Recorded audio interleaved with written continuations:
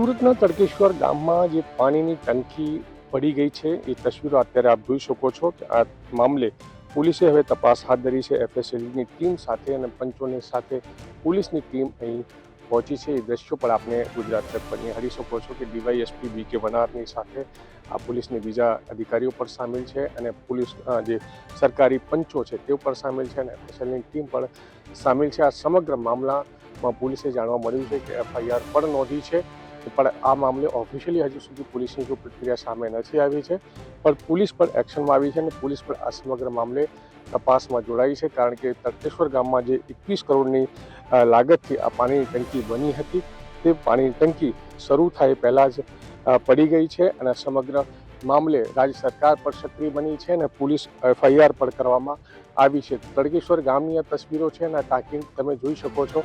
21 કરોડની લાગતથી આ ટાંકી તૈયાર કરવામાં આવી હતી। આ ટાંકી થકી તડકેશ્વર ગામ સિવાયના અંદાજે 36 ગામોને પીવાનું પાણી પહોંચવાનું હતું, પણ આ ટાંકી જ શરૂઆત થાય પહેલાં જ પડી ગઈ છે, તો હવે જે ગામોને પાણી પહોંચવાનું હતું તે પણ નહીં પહોંચાડી શકાશે।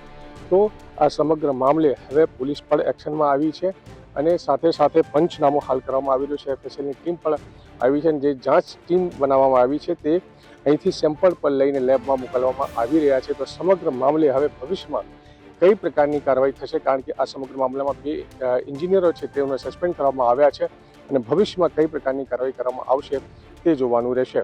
સંજય સિંહ રાઠોડ, ગુજરાત તક, સુરત।